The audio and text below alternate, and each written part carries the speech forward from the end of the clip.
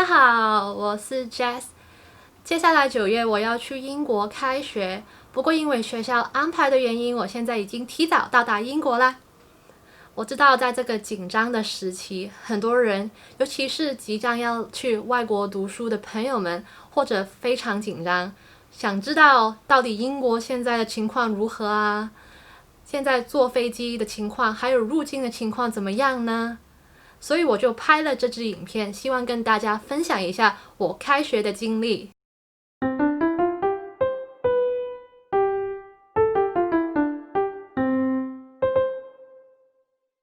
因为要分享的内容实在太多了，所以我一共拍了2支影片。首先这一支影片呢，我会跟你们分享从我出发前到达英国机场中间的经历。下一支影片呢，我会跟你们说，在我抵达英国宿舍之后我的准备，譬如说我买了什么，哪里买最便宜，消毒用品又容易买吗？这些问题，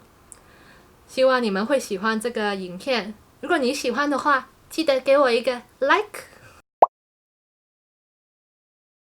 第一，填写 Public Health Passenger Locator Form。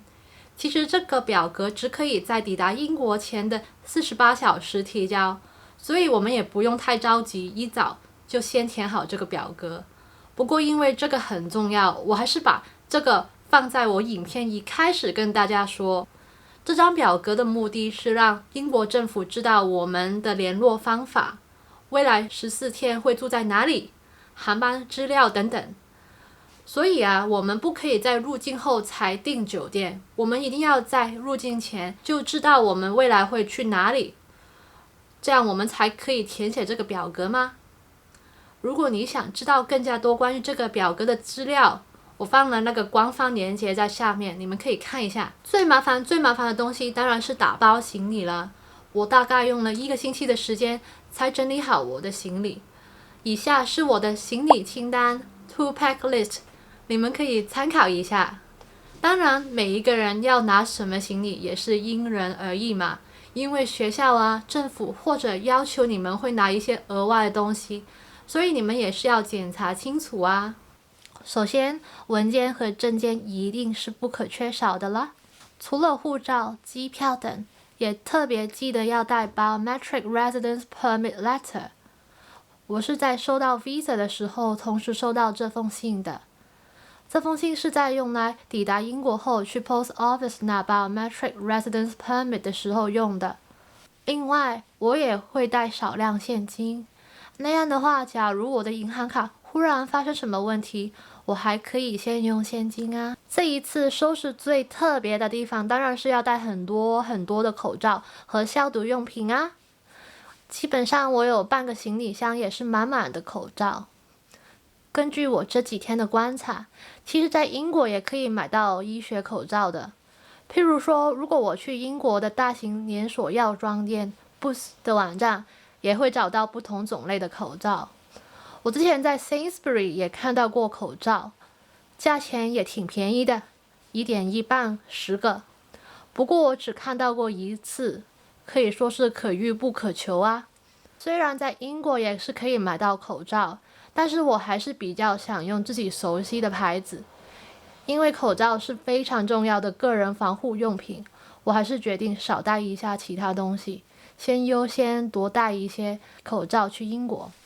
接下来的东西有现代人不可缺少的电信和电子产品类，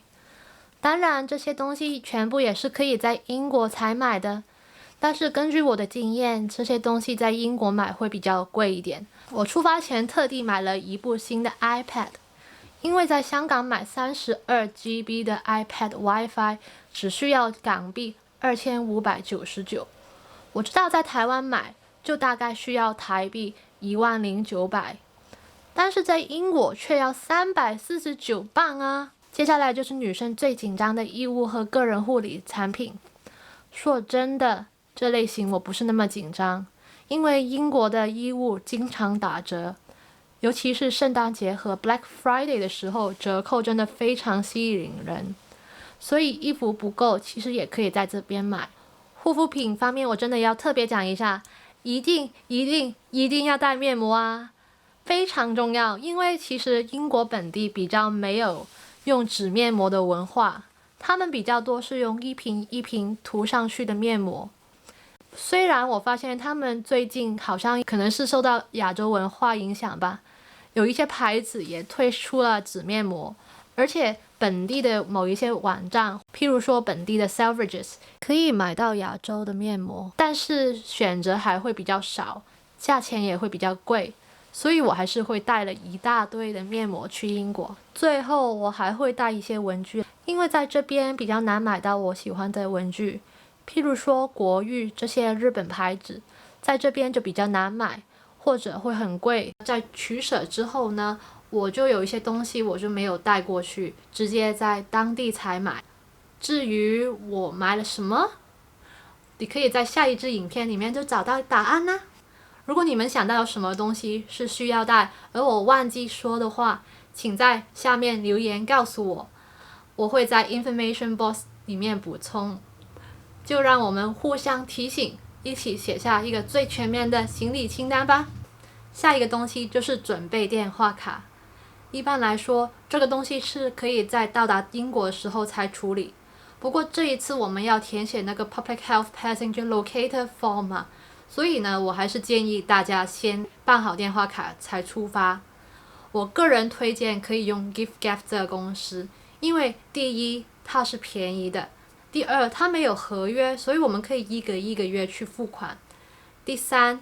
它可以免费寄去海外，所以我们就可以在收到那个电话卡之后呢，在网站上面呢用信用卡付款，然后就可以开通我们的电话卡，确保我们一到英国的时候就可以有电话卡可以用啦。下一个东西就是开银行户口啦。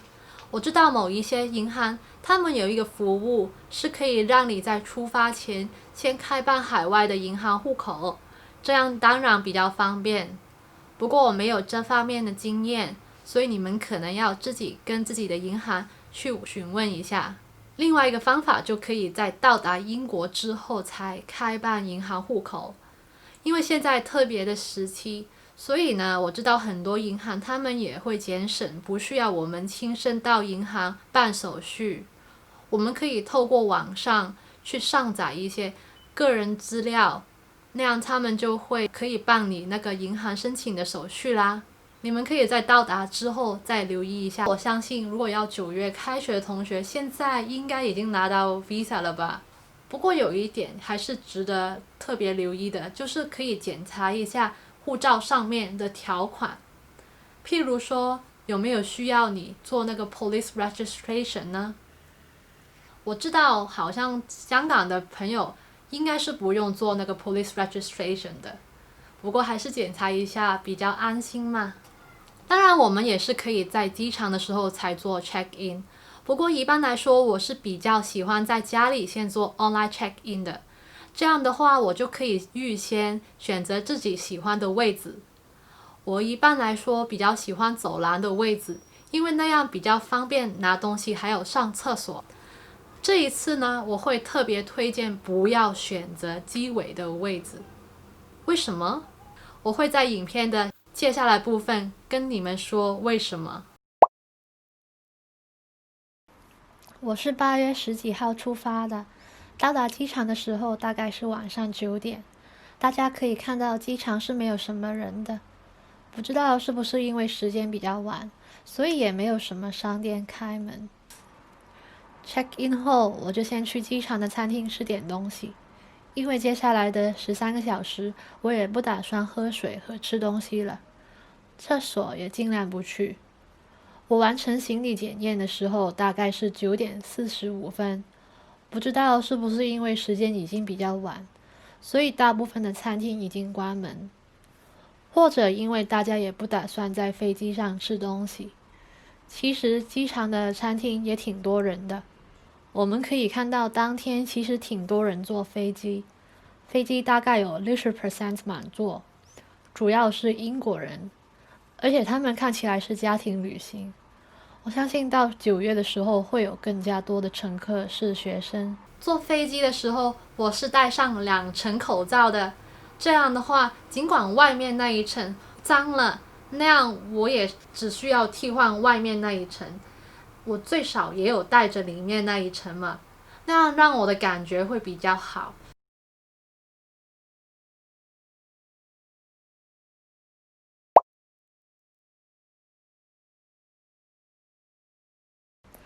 在飞机抵达英国后，机组人员会安排乘客分批下飞机，先是机头位置的乘客，接着是飞机中央位置的乘客，最后是机尾位置的乘客。这就是为什么我之前说会建议大家不要选择机尾位置的座位了。接下来就是海关的入境程序，其实跟以往没有什么太大的分别，除了他这一次问你拿那个 Public Health Passenger Locator Form， 你可以用电话给他看，或者先打印出来。看完之后呢，他就会检查一下你的 visa 啊，检查你的指纹啊，可能问你一些简单问题，譬如说你住在哪里等等。我觉得可能因为我们是分批下飞机的关系吧，所以其实我在海关那边排队的人不是很多，等待的时间也不算长，大概等了20到30分钟左右吧。过完海关之后呢，我们就可以拿行李，拿完行李呢，就可以离开机场了。如果你问我啊，我推荐用什么方法从机场去你住的地方，我会觉得，如果你是住伦敦的话呢，我会强烈推荐你们坐 Uber 或者其他的 taxi，因为伦敦的地下铁路了，真的太辛苦了。它不是每一个站也有 elevator，而且每个站里面也会有很多的 staircase。我觉得刚刚坐完长途飞机，我们还是不要那么辛苦比较好。感谢你收看我的影片，在下一支影片我会跟你们分享一下我抵达宿舍之后买了什么，还有在哪里买最便宜。如果你喜欢我的影片，请追踪我、订阅我，还有喜欢我 like 我的影片。我们很快会再见，拜拜。